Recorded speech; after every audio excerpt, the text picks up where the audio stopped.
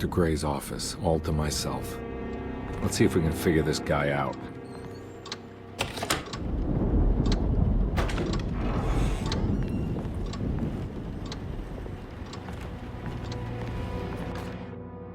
I have finished tidying up Miss Beauregard's belongings. I will leave it to you to contact her agent and have them collect her things. I found one of Grace's drawings she might want back, along with this key in her room, which I believe you've been looking for, Mrs. Thompson.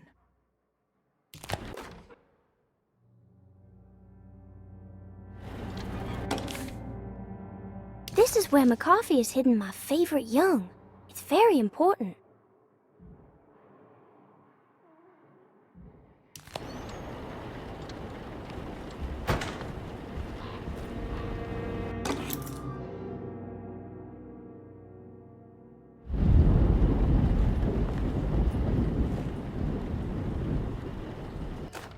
Dearest Dr. Manzetti, I find myself in a losing battle with my patient. As I've disclosed in my previous letter, his delusions have him completely captured. It's bad enough that he is torturing himself with paranoia, but his madness turns out to be quite persuasive to others, effectively laying the ground for mass delusion. I am writing to you in hope that you can give me some guidance. Beyond my ambition to avoid devastating surgery on my patient, I have grown worried about my own defenses. The words of my patient are deranged, yet they often resonate with something primitive within me. I have tried photographing his brain with X-rays. It was surprisingly difficult to get good results. Dark blotches on the plates kept obscuring all details. My patient looked at the bad plates and cried out in terror, telling me the dark areas was the shadow of the worm, eating him from inside. I could not see anything out of the ordinary. I hope this is a sign that my mind is not as receptive to the madness as I had feared. After further inquiry, my patient described the shadows inside his mind as some kind of chthonic monstrosity that wants to undermine his sanctuary. This is clearly a reference to a place he calls Teroea, a sort of library or convent that works as a psychological haven. With this imaginary haven threatened by this Chthonian, he has now constructed another, less pleasant hiding spot. Lately, he has been bringing up a metaphor of a steamboat that has run aground, that he feels like he needs to start the engines and reverse, but he is afraid that the hole in the hull would cause the whole ship to sink. I've been watching him turn this metaphor into reality for the last week. He knows it's made up, but he is doubling down, trying to make it a real memory. I feel certain that this is my chance to break through the barriers of his self-deceit.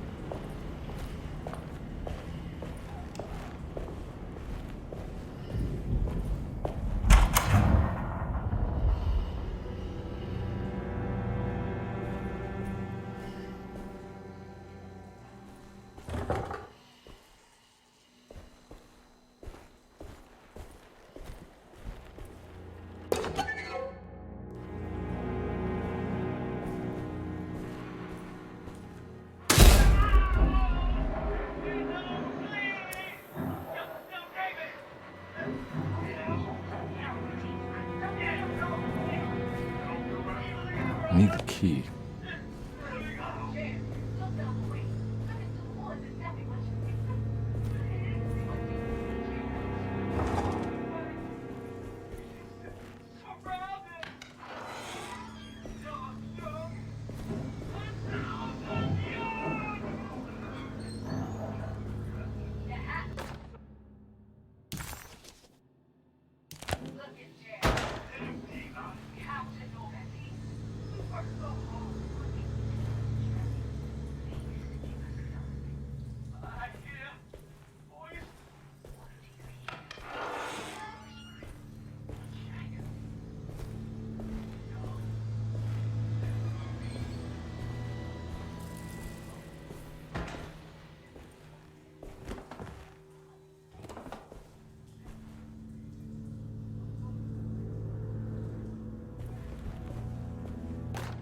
Radiography.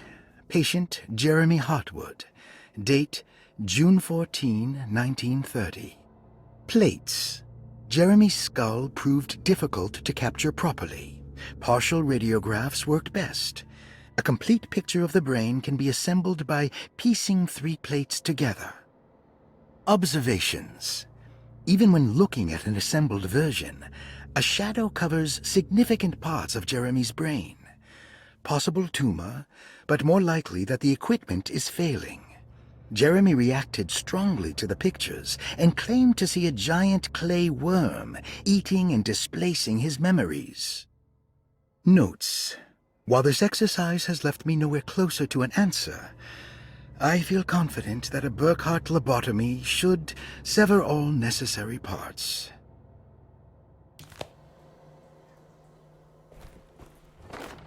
Hypothetical psychosurgery based on the ideas by Burkhardt and the St. Petersburg research could end up saving Jeremy's mind. Severing the connections around the frontal lobe would certainly solve most mental afflictions.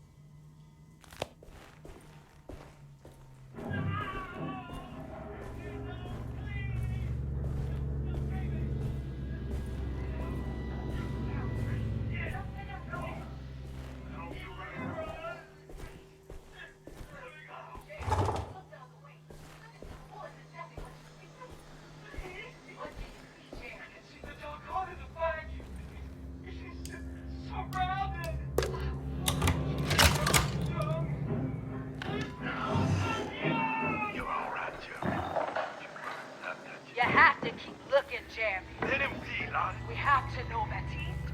We worked so hard. What can you tell us, Jeremy? Please give us something.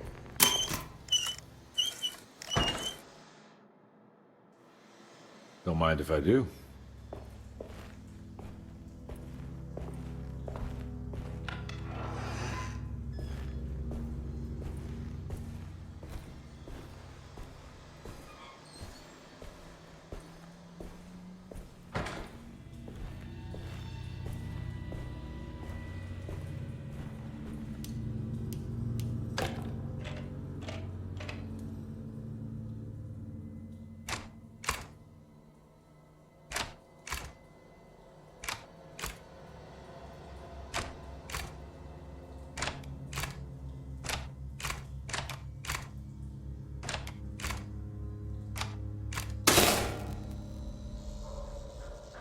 That's better.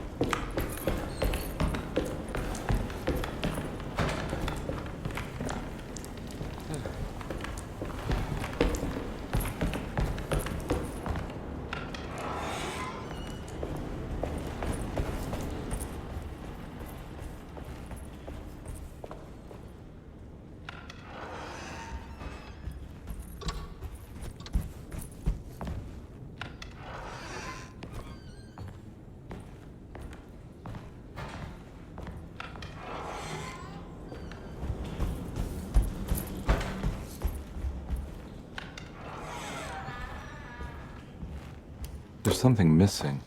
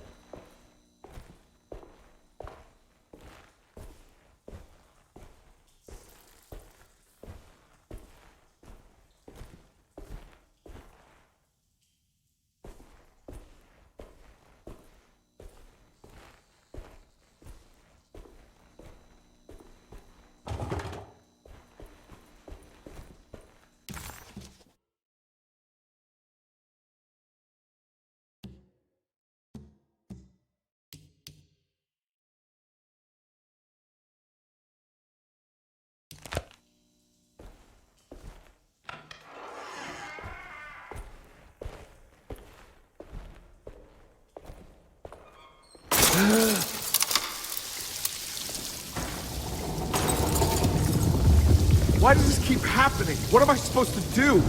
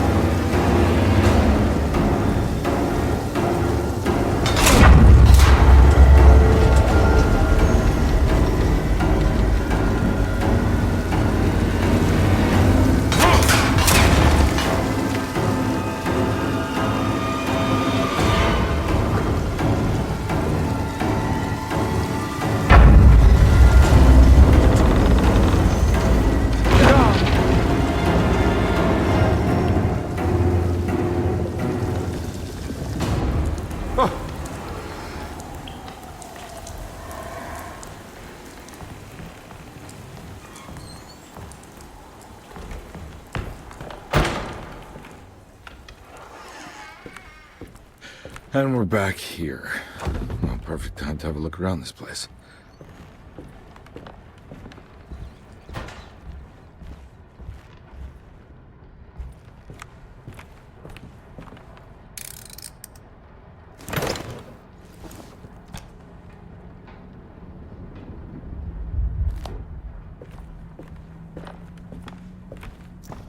What is that?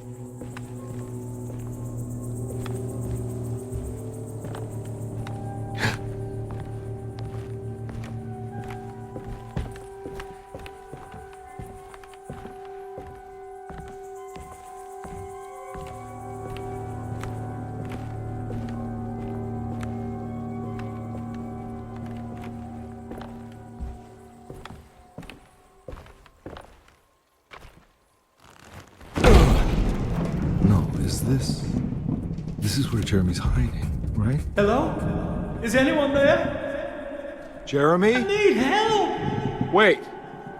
Can you hear me? I'm stuck in the mud and the fire's taking Jeremy. me. Where are you? The motor is dead. I can't do anything more. Hang on, Jeremy. I'll figure something out. I'll get the boat running.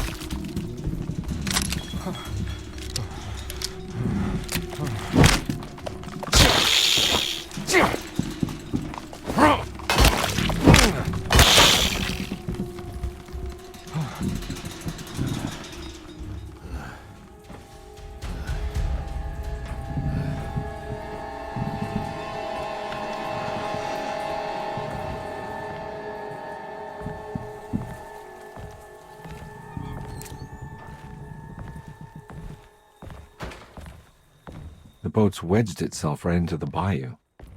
If I get the motor started, I could try reversing back into the river.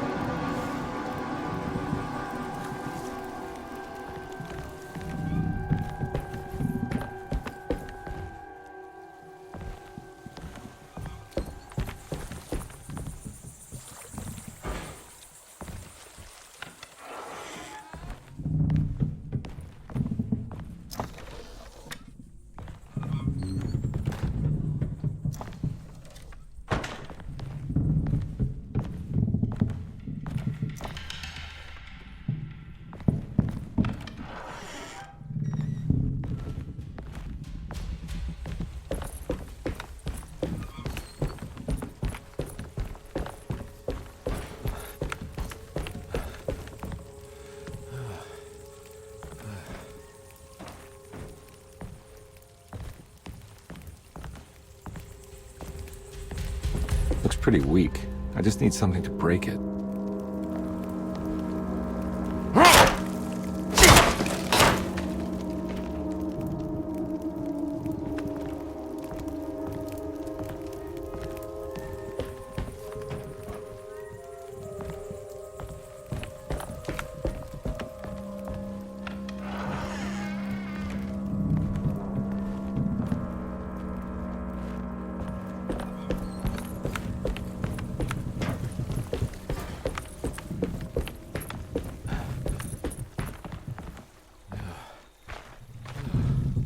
The winch is powered by electricity.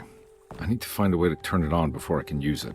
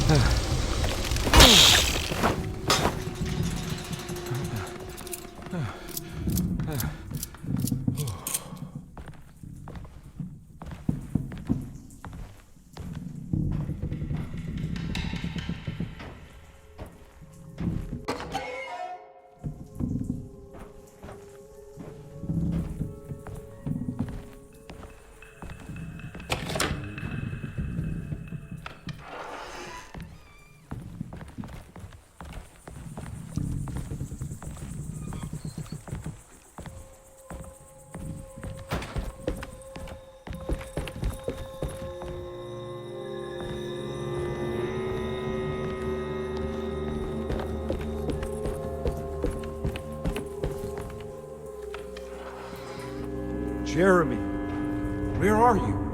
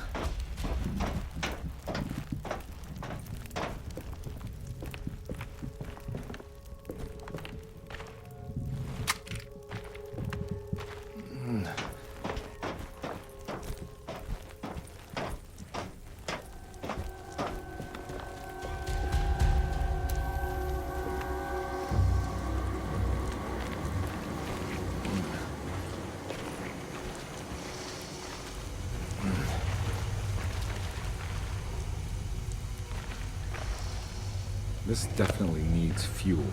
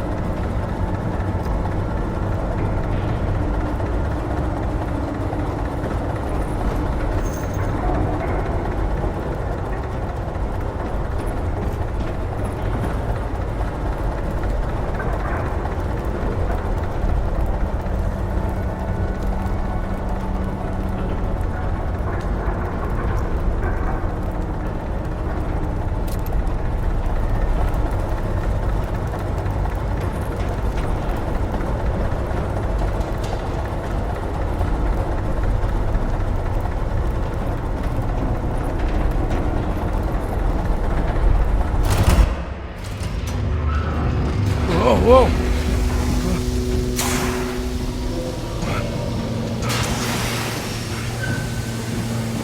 I'll try. Are you ready to tell me what happened in the attic?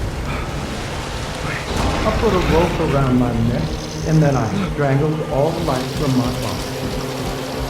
Are you under the impression that you died? Yes. No. I was supposed to die. What does that mean? That you were supposed to die?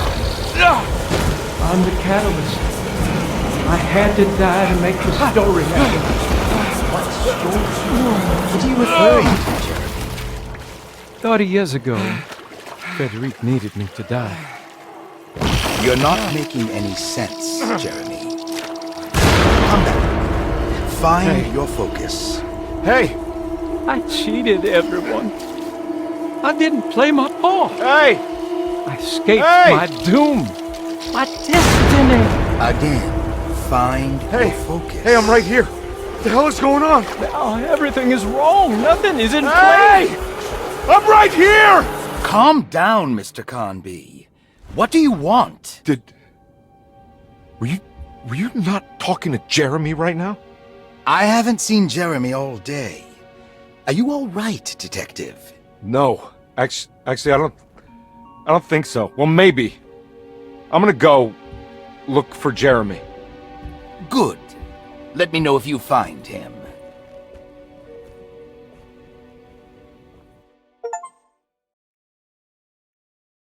That was Jeremy's self-deceit? A steamboat stuck in the mud? I'm not gonna pretend I understand any of that. What a bunch of psychoanalytic nonsense.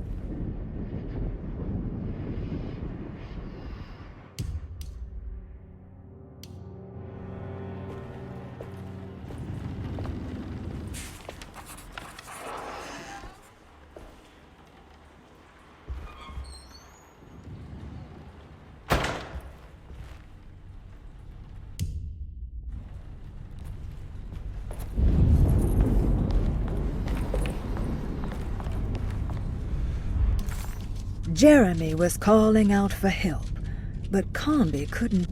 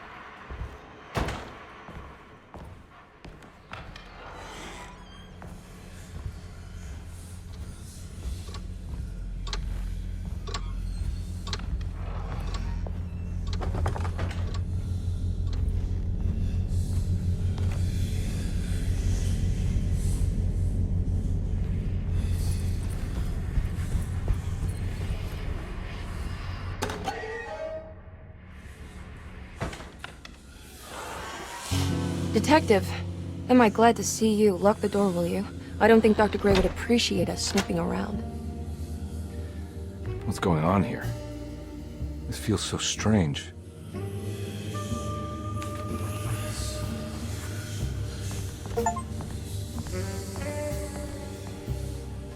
There's a book missing.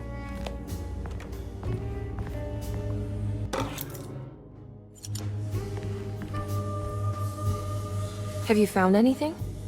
What? Yeah, I've seen some things. Okay. Let me know if there is anything you want to talk about.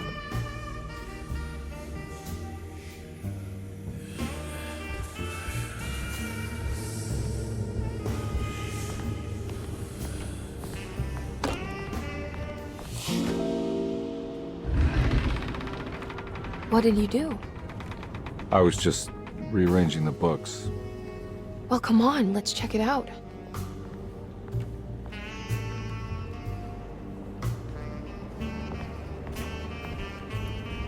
I think I'm beginning to understand. Dr. Gray is dealing with some kind of mass delusion.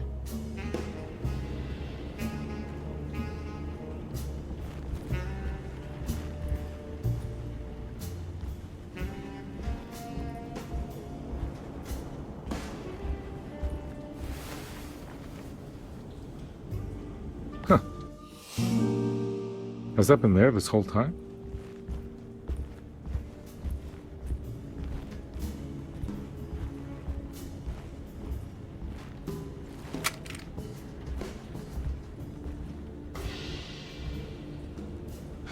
What were you saying about mass delusion? Derceto seems to have a deranging effect on people living close by.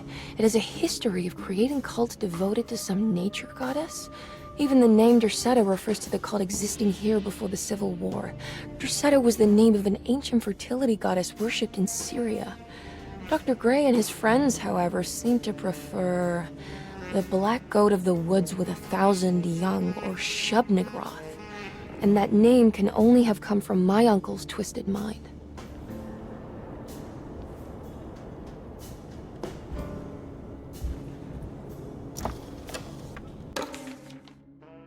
Good to finally meet you, Mr. Hartwood. I'm here on the behalf of your brother Philip. You were expecting me, weren't you? Yes. You're from Derceto, no? That's right. I just wanted to ask you a few questions to see if there is anything I can do to help you and your family. Okay. I understand you're full of imagination. You make up a lot of things. I suppose. And you obsess over them, blurring reality and fiction. Sometimes. Do you want to tell me about the Dark Man? No. No, I don't. That's all right. Perhaps there is something else you can tell me. Something you know to be made up, but you hold dear. Juan? John? Who's John? No. Juan Luis Jorge. Oh, wait there a moment. It's a magnificent book. Life-changing even. The real Juan is long dead, but I like to think of him as my friend. My most beloved friend. I see. Do you often do this? Fantasize about people you read about? No. Well, there is Jacob. Who is Jacob? Turn to the last page. Oh, it's a newspaper article. The Prisoner of Ice, Jacob van Ostad. Is he also your beloved friend? Oh, no, Doctor. Not at all. He is the fire that fights fire. Yes, I think it's clear your overstimulated imagination, this mania, needs to be tempered for you to live a normal life. I know your family calls it the Hartwood Curse, but I want you to know that there is nothing supernatural about your condition. It's all inside your head. And with that, I'm very qualified to deal with. In time, you will be cured. In time. Yes, in time we will exorcise all your demons, all the dark men. Yeah! Please, Mr. Hartwood, calm yourself. What happened? Oh, don't you worry your little head about it, Miss Hartwood. Your uncle and I just had our first breakthrough.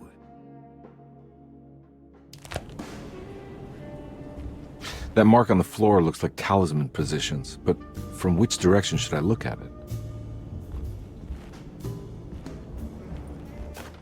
The Snake Dagger, a monograph by Yael Klein. In Ludwig Prin's book on pagan rituals called The Mystery of the Grave, as translated by Nicholas Vachy, there are several references to a sacrificial dagger called the Snake Dagger. It has long been thought of as a poor translation of the original text, that it would be more appropriate with worm dagger from the Latin vermis cultrum. This seems natural following the recent consensus that the original title of Prin's book, De Vermis Mysteris, should literally translate to the mystery of the worm. However, this would take away from Vachy's great effort at translating the underlying meaning of the words and revealing several cultural beliefs. While Prince certainly was using the term worm as a symbol or synecdoche for death and the dead, which is made clear by the contents of the book, in the case of the dagger, we shouldn't be too hasty to dismiss his translation. Reading through Vahi's correspondence with his patron, it appears that he had more than just the Latin text at his disposal. Vahi had dug up Prince's living relatives and uncovered several cross-referenced historical texts and an actual snake dagger. The dagger was dated to the early Middle Kingdom of Egypt and had such a clear shape of a wave that Vahi considered calling it the sinusoidal blade. Knowing the full story, it seems prudent that he chose to translate it as snake and not worm. There are several reasons why this choice of word helps us understand the pagans that Prince's book attempts to describe.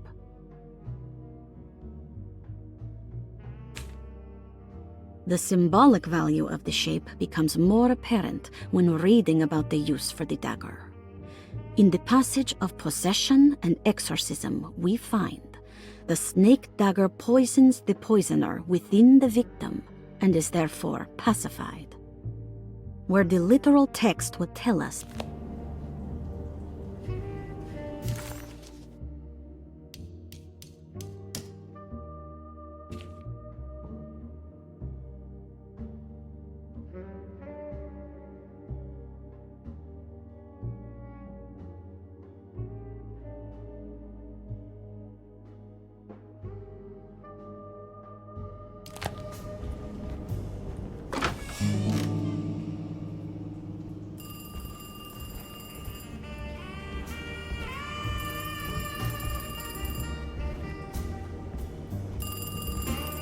You think all of them are in this cult business?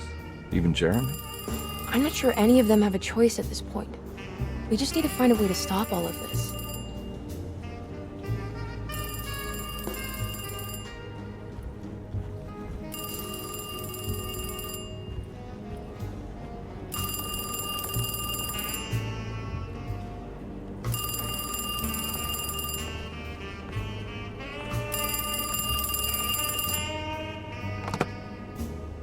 Hello? Detective Conby? Who is this? Jeremy? Jeremy is with the Dark Man. You can't save him. Well, I've done everything he wanted so far, and there's just one more thing on the list. I expect him to keep his promise and return Jeremy unharmed. Get out, Detective, while you still can.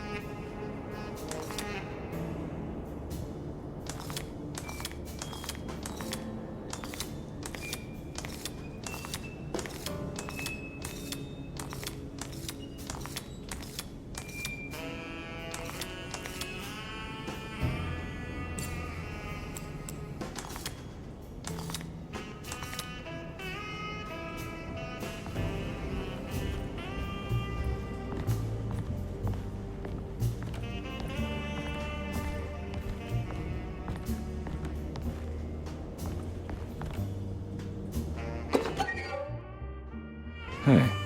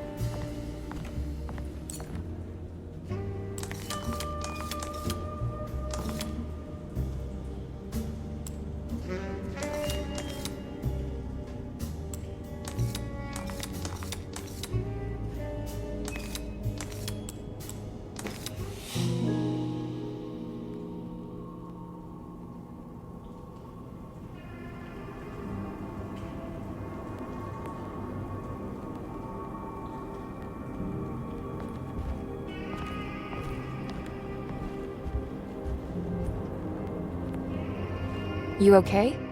You look a little frazzled. Just stupid telephone. I know. I tried calling the police earlier. The telephone is completely dead. It's not... Yeah, no, the telephone isn't working.